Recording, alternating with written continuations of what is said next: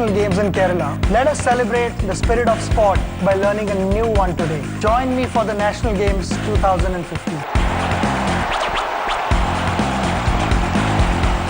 Get set, play.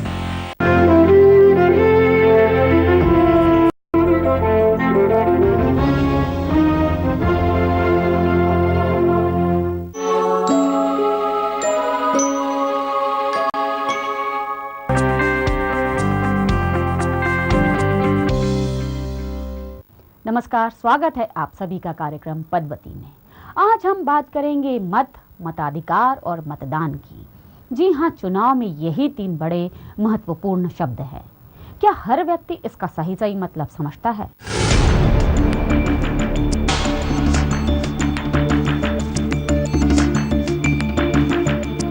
हम सब जानते हैं कि हमारे देश का भविष्य युवाओं पर निर्भर करता है और उस समाज से जुड़ा होता है जहां से इन युवाओं ने पढ़ना लिखना सीखा है।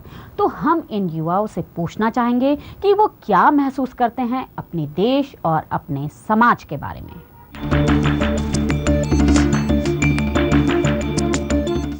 आप क्या सोचते हैं, भारत में सबसे बड़ी समस्या क्या है? सबसे बड़ी समस्या बेरोजगारी की समस्या है। हमारे भारत में सबसे बड़ी समस्या है करप्शन की और साथ ही बेरोजगारी की, जिसके कारण युवा जो है बेरोजगार होता जा रहा है और करप्शन दिन में दिन बढ़ता जा रहा है। जैसे पब्लिक प्लेसेस में स्मोकिंग करना अलाउड नहीं है, बट यहाँ पर कई लड़के खड़े होकर स्मोक करते हैं एंड पुलिस मैनेजमेंट इस चीज़ को लेकर कोई एक्शन नहीं ले रहा है। महंगाई, हर चीज़ का दाम बढ़ रहा है। कचड़ वाला पैसे मांगता है नगर निगम का होके भी।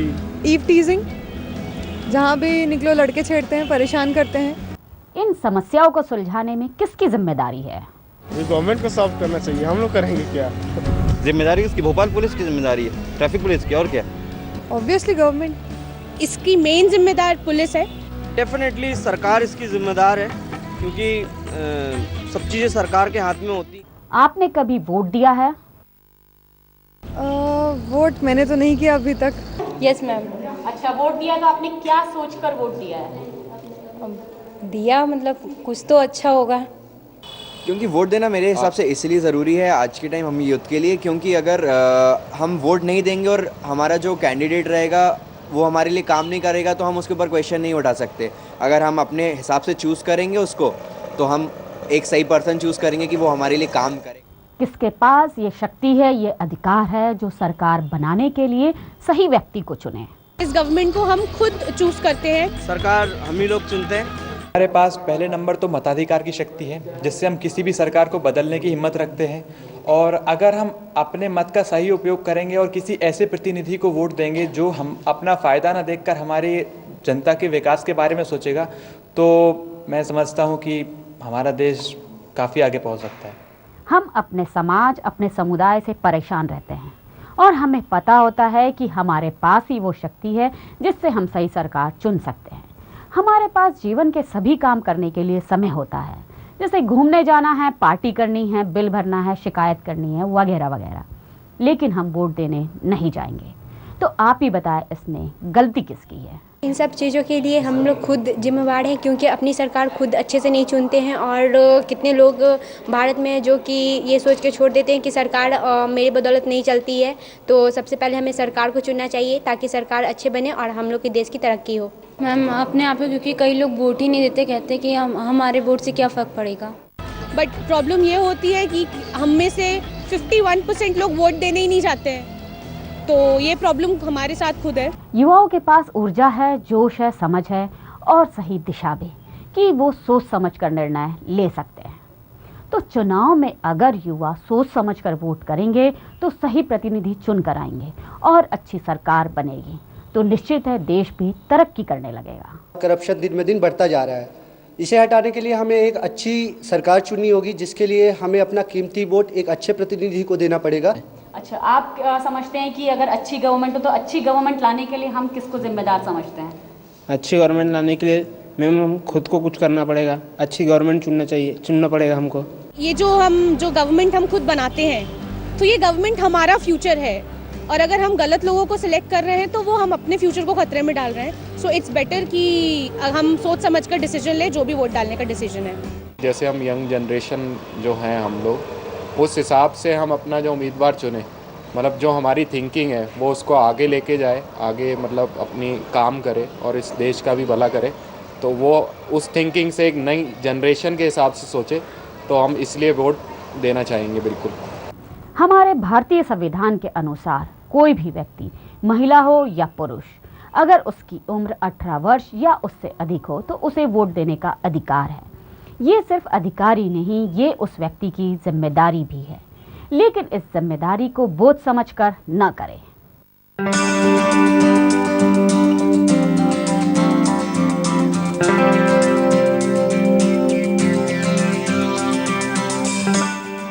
लोकतंत्र यानी कि वो सिस्टम जो जनता का, जनता के लिए, जनता द्वारा बनाया गया हो, जिसमें अपने नेता को जनता चुनती है और उसे राज करने का हक भी जनता ही देती है। खैर, ये तो कुछ सुनी सुनाई बातें हैं। असल में लोकतंत्र की नींव होता है वो हर हिंदुस्तानी जो बेहद ईमानदारी से मतदान करता है। मतदान उसके लिए कोई मजबूरी नहीं होता, बल्कि उसका नैतिक दायित्व होता है, जिसे निभाने वो कभी पीछे नहीं हटता, क्योंकि उसका यही एक वोट देश की दिशा और दशा तय करता है।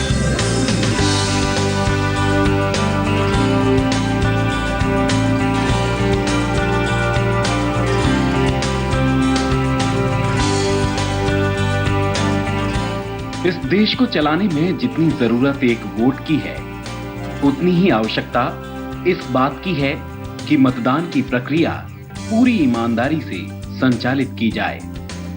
हर उस मतदान को कीमती समझा जाए जो सरकार या अपना नेता चुनने के लिए डाला गया है।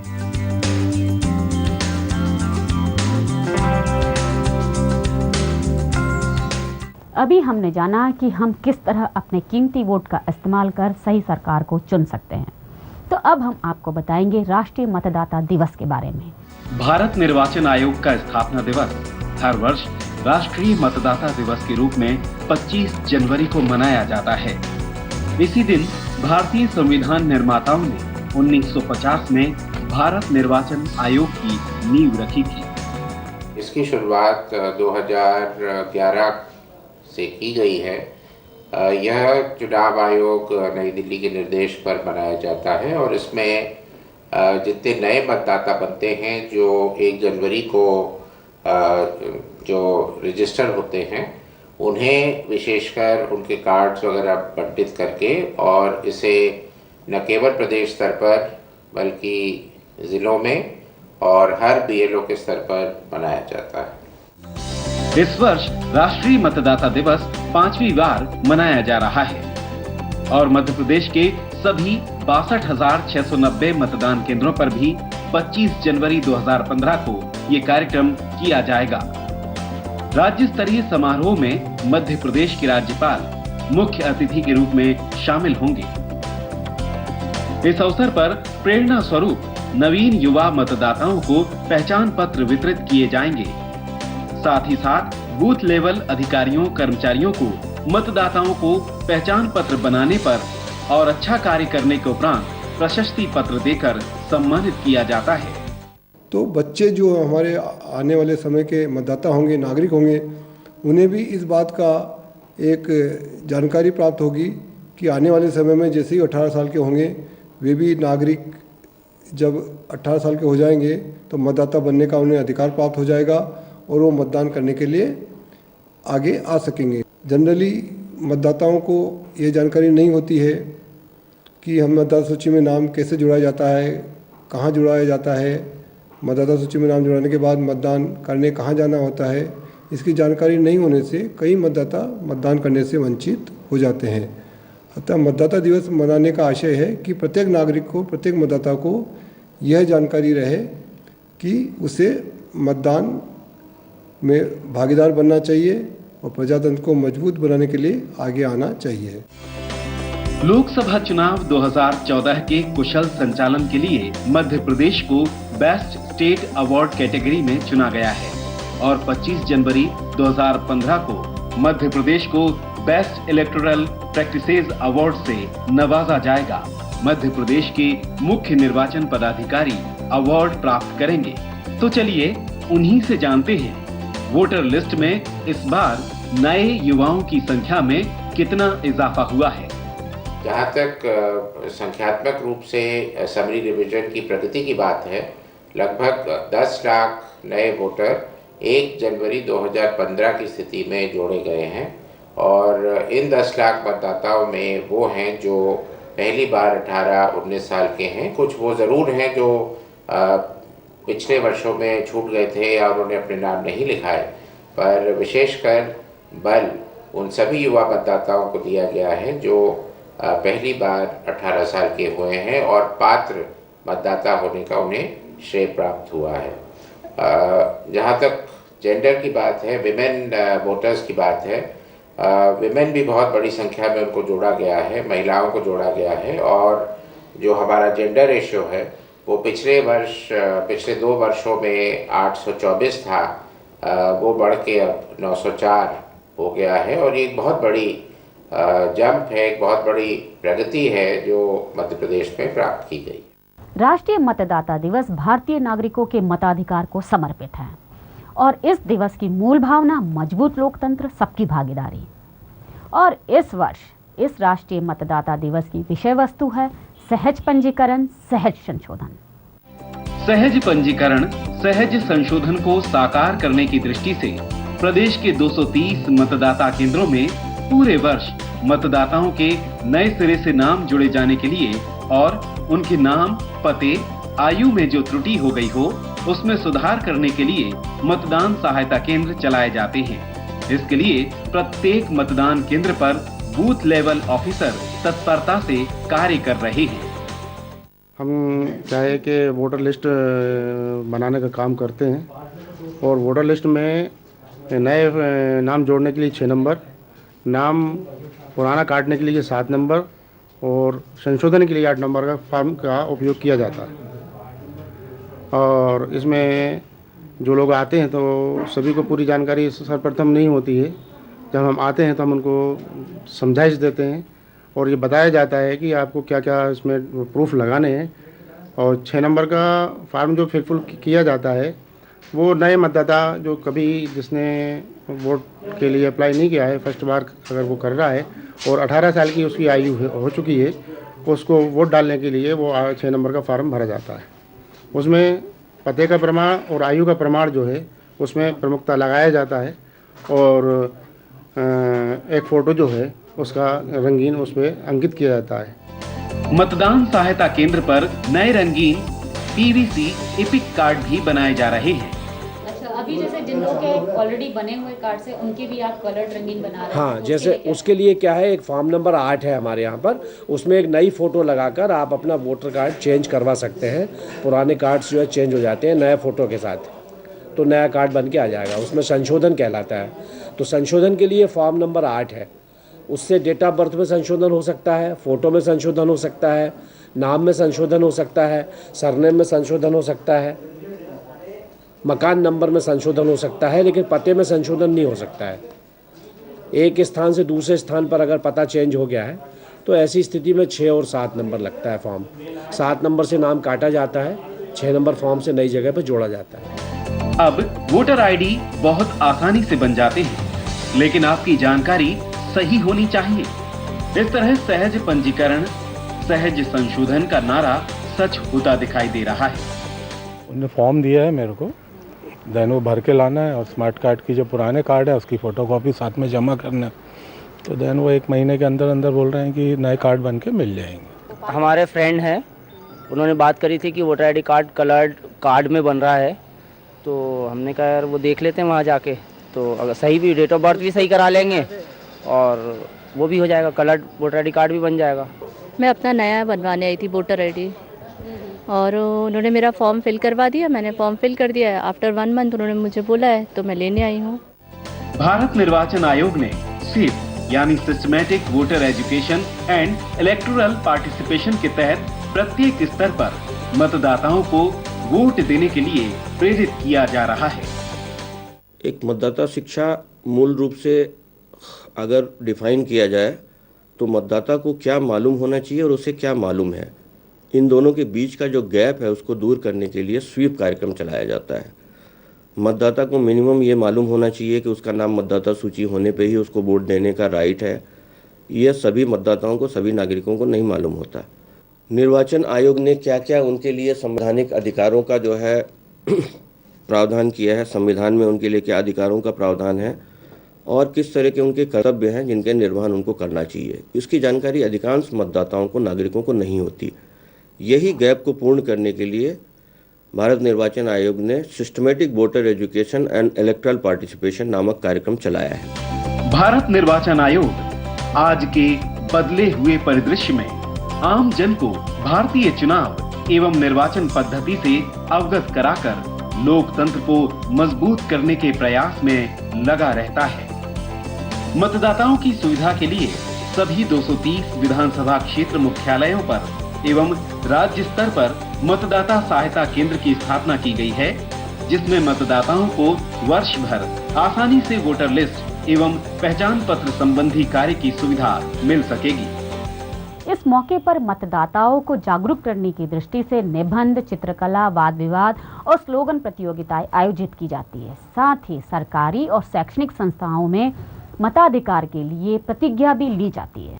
स्वीप प्लान के अंतर्गत वोटर एजुकेशन के माध्यम से लोकतंत्र में भागीदारी के लिए विद्यार्थियों को प्रेरित करने का कार्य करते हैं। इसमें न केवल विद्यार्थी प्रतिज्ञा लेते हैं, बल्कि शिक्षण एवं सरकारी संस्थाओं के कर्मचारी अधिकारी भी निष्पक्ष रूप से चुनाव में अपने मताधिकार का उपयोग करने के लिए शपथ लेते हैं। लोकतंत्र में अपनी पूर्ण आस्था रखते हुए यह शपथ लेते हैं कि हम अपने देश की लोकतांत्रिक परंपराओं की मर्यादा को बनाए रखेंगे तथा स्वतंत्र, निष्पक्ष एवं शांतिपूर्ण निर्वाचन की गरिमा को अक्षुण्ण रखते हुए निर्भीक होकर धर्म, वर्ग, जाति, समुदाय, भाषा अथवा अन्य किसी भी प्रभावित हुए बिना सभी निर्वाचनों में अपना मताधिकार का प्रयोग करेंगे।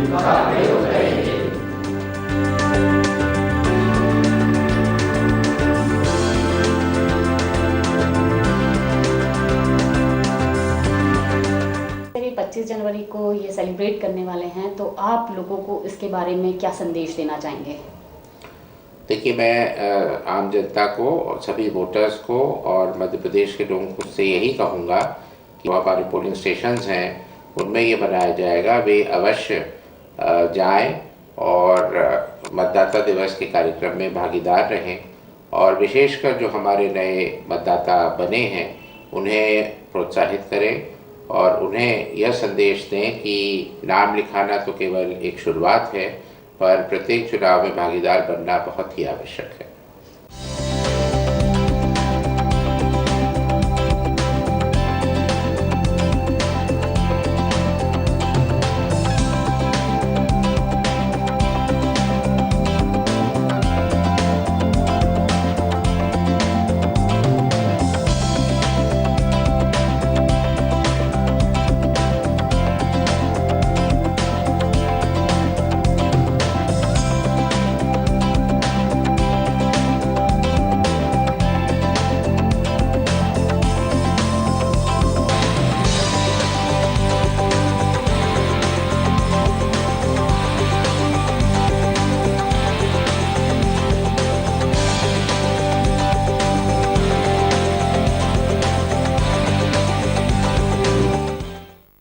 राष्ट्रीय मतदाता दिवस का मुख्य उद्देश्य नागरिकों को लोकतंत्र में अपनी भूमिका से अवगत कराना, और अब हमारे देश का भविष्य इस प्रश्न के उत्तर पर निर्भर करता है कि अगले आने वाले चुनाव में हम क्या करेंगे।